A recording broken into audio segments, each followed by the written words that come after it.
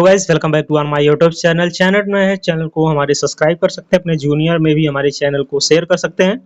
अटल Bihari Vajpayee medical university BSc nursing 8 semester यानी कि batch 2021 और 22 बैच के रिगार्डिंग रिजल्ट के बारे में काफ़ी स्टूडेंट मैसेज कर रहे हैं। काफ़ी ज़्यादा स्टूडेंट, लगभग 150 प्लस मैसेज पड़े होंगे जो कि यूट्यूब पे कमेंट में पड़े हुए हैं। इससे ज़्यादा मैसेज हमारे पास पड़े हुए हैं। काफ़ी स्टूडेंट पूछ रहे हैं कि रिजल्ट कब आएगा। बाकी इंस्टाग्राम पे भी काफ़ी स्टूडेंट मैसेज कर रहे हैं। इंस्टाग्राम में आईडी जो हमारा नहीं फॉलो किए हैं, इंस्टाग्राम हैंडल हमारा फॉलो कर सकते हैं। इंस्टाग्राम हैंडल हमारा है डबल ग्रेजुएट के नाम से है। डबल ग्रेजुएट के नाम से हमारा इंस्टाग्राम हैंडल है, तो इसको आप फॉलो कर सकते हैं। इंस्टाग्राम पे भी वैकेंसीज की अपडेट टाइम टू टाइम मिलती रहती है। जो भी वैकेंसी आती है, चाहे वैकेंसी बीएससी नर्सिंग की बात हो, चाहे वैकेंसी विद एक्सपीरियंस की बात हो, क्योंकि कुछ वैकेंसी ऐसी हमने देखा है एक दो जगह निकलते हुए जहाँ पे आफ्टर बीएससी नर्सिंग में भी एक्सपीरियंस मांग रहा, लेकिन वहाँ वैकेंसी काफ़ी कम, वहाँ वैकेंसी 2 है, 4 है, 10-15 इस प्रकार वैकेंसी है। मेजर वैकेंसी में एक्सपीरियंस नहीं मांग रहा। तो इस वीडियो में रिजल्ट के ऊपर डिस्कस करें, क्योंकि आपको पता होगा रिजल्ट जो 8 सेमेस्टर के हैं, जब तक रिजल्ट नहीं आएंगे, काफ़ी स्टूडेंट ये पूछ रहे हैं कि फॉर्म अप्लाई कर सकते हैं कि नहीं कर सकते हैं। जब तक रिजल्ट नहीं आएंगे तब तक आप कोई फॉर्म अप्लाई नहीं कर सकते हैं। जब तक आपका रिजल्ट नहीं आएगा, जब तब तक आप कुछ नहीं कर सकते हैं। यानी कि तब तक इसके बाद ना आपके पास मार्कशीट है, ना प्रोविजनल है किसी सेमेस्टर की, यानी कि आप रजिस्ट्रेशन नंबर के लिए भी अप्लाई नहीं कर सकते हैं। ना रजिस्ट्रेशन नंबर जो कॉलेज के माध्यम से होता है, कुछ जगह खुद जा करना पड़ता है स्टेट नर्सिंग काउंसिल में, तो ना आपका स्टेट नर्सिंग काउंसिल से हो पाएगा, ना इंडियन नर्सिंग काउंसिल से हो पाएगा।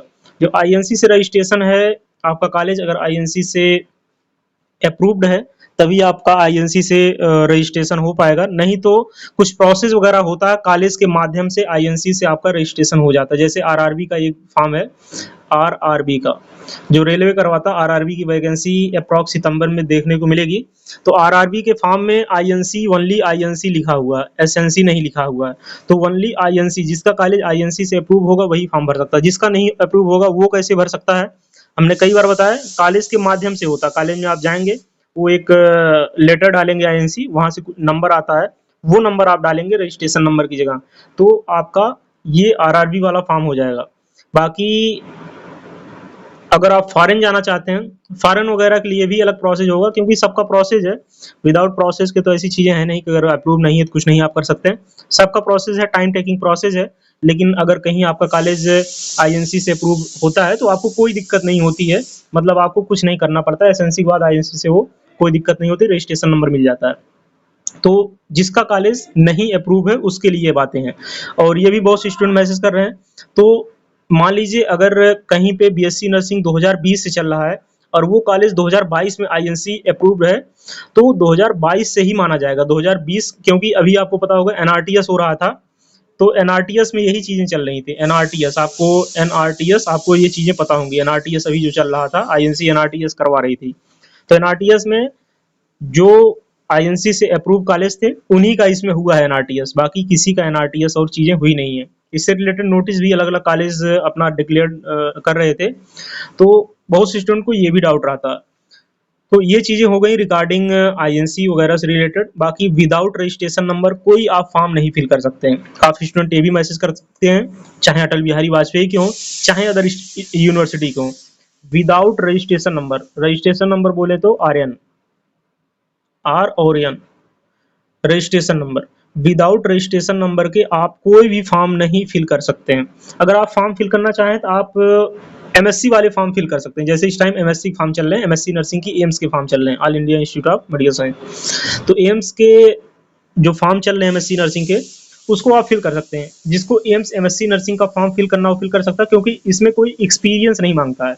एम्स एमएससी नर्सिंग में कोई मतलब एक्सपीरियंस कह रहे हैं, कोई गैप नहीं मांगता, एक्सपीरियंस ही कह सकते हैं, क्योंकि टीचिंग या क्लिनिकल का दोनों में से किसी एक का एक्सपीरियंस आपका होना चाहिए अदर स्टेट के फॉर्म भरने के लिए। जैसे आप अगर अटल बिहारी वाजपेयी से एमएससी नर्सिंग करेंगे, तो अटल बिहारी वाजपेयी से एमएससी नर्सिंग करने के लिए है कि 1 साल का गैप होना चाहिए, और 1 साल के गैप में या तो आप टीचिंग किए हों या तो आप क्लिनिकल किए हों, तब आप जो है यहाँ से एमएससी नर्सिंग कर पाएंगे। अटल बिहारी वाजपेयी जो रिक्रूटमेंट फॉर्म निकलता है कॉमन नर्सिंग सीएनईटी के नाम से निकालता है, तो इसको तब भर पाएंगे। लेकिन एम्स में क्या है, एम्स में कोई दिक्कत नहीं, एम्स में आप डायरेक्ट फॉर्म अप्लाई कर सकते हैं आफ्टर बीएससी नर्सिंग, एम्स में कोई गैप वगैरह नहीं मांगते।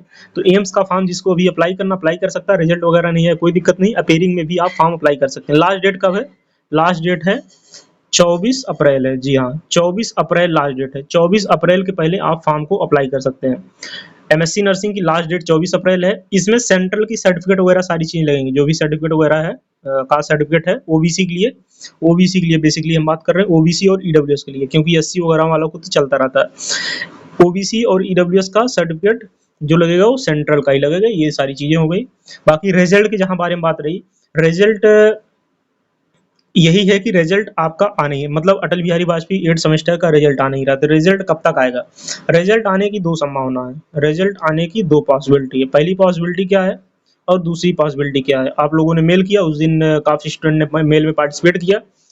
अगर आपने मेल किया तो आपका रिस्पॉन्स आएगा, अगर नहीं आएगा तो फिर भी आप सुन लीजिए। पहली पॉसिबिलिटी ये है कि रिजल्ट आ जाएगा, जो कि आने की संभावना बहुत कम है, 0 पॉइंट कुछ के बराबर है, 5 के बराबर है, यानी कि आने की संभावना रिजल्ट कम है। रिजल्ट क्यों नहीं आ रहा, क्योंकि रिजल्ट तो तैयार है, रिजल्ट आपका तैयार है, रिजल्ट आप डायरेक्ट आप कहीं पे भी पता कर सकते हैं अपने कॉलेज में, क्योंकि रिजल्ट कॉलेज से ही गया हुआ है, आपको ये चीजें पता होंगी।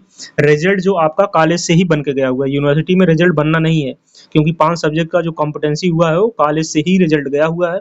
तो वहाँ सिर्फ उनको क्या करना है, वहाँ उनको मोहर लगाना है, यूनिवर्सिटी का नाम लिखना है, बाकी सारी चीजें सिस्टमेटिक में करके रिजल्ट डिक्लेयर कर देना। ये चीजें यूनिवर्सिटी क्यों नहीं कर रही है, क्योंकि अभी कॉम्पिटेंसी का एग्जाम होना है 2021 बैच का सप्लीमेंट्री। तो जो सप्लीमेंट्री का एग्जाम होगा वो होगा 20 तारीख से, कहीं कहीं 23 से है, कहीं कहीं 24 से। जो ये सप्लीमेंट्री का एग्जाम होने वाला है, इनका जब एग्जाम हो जाएगा तो इन्हीं के साथ, इसलिए रिजल्ट डिक्लेयर्ड होगा, क्योंकि मार्कशीट बनने में, मार्कशीट एक साथ बनने में, क्योंकि ये सप्लीमेंट्री एग्जाम करवा लेंगे अभी, तो इनका अलग से मार्कशीट नहीं बनेगा, एक साथ मार्कशीट डिक्लेयर्ड होने में, एक साथ प्रोविजनल डिक्लेयर्ड करने में, एक साथ जो है डिग्री डिक्लेयर्ड करने में, ये काफ़ी ज़्यादा यूनिवर्सिटी को आसानी होगी।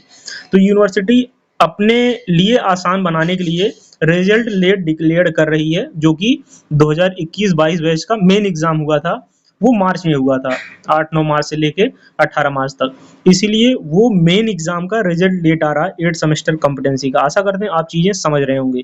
तो कॉम्पिटेंसी का रिजल्ट आप समझिए कि अभी आपको और लेट देखने को मिलेगा, यानी कि या तो रिजल्ट इस महीने के लास्ट में आ जाएगा या तो मई के फर्स्ट वीक में आएगा, यानी कि अप्रैल लास्ट में या मई के फर्स्ट वीक में। ये बातें तो बातें रहीं, लेकिन जो रिजल्ट आएगा इनका इसलिए साथ में आएगा, ये चीजें हमने आपको बताया, क्योंकि ऐसा यूनिवर्सिटी में होता ही है। सप्लीमेंट्री अगर यूनिवर्सिटी करवा रही है तो वो एक साथ देने का इसीलिए प्रयास करती है, क्योंकि यूनिवर्सिटी को चीजें आसान हो जाती हैं। तो आशा करते हैं वीडियो इन्फॉर्मेटिव रही होगी। रिजल्ट से रिलेटेड अब कमेंट नहीं करेंगे, क्योंकि रिजल्ट जब हमने एक बार पूछा था तो 7 सेमेस्टर के साथ रिजल्ट बोले थे कि रिजल्ट साथ में ही आ जाएगा, लेकिन इसके बाद फिर क्या हुआ, रिजल्ट साथ में भी नहीं आया। इसके बाद चीजें हुई कि रिजल्ट आया ही नहीं। और रिजल्ट क्यों नहीं आया, अब यही अनुमान है कि रिजल्ट सप्लीमेंट्री के साथ आएगा मेन बैच का रिजल्ट। तो इसीलिए यूनिवर्सिटी को भी ये चीज़ें सहूलियत रहेगी, कंफर्टेबल रहेगी रिजल्ट वगैरह और सारी चीज़ें बनाने में, क्योंकि रिजल्ट आना ही बहुत बड़ी बात नहीं है। रिजल्ट के बाद जो प्रोसेस होती है वो टाइम टेकिंग प्रोसेस है, उसमें टाइम लगता है। अगर अलग अलग किया जाएगा तो काफ़ी ज़्यादा टाइम लगेगा।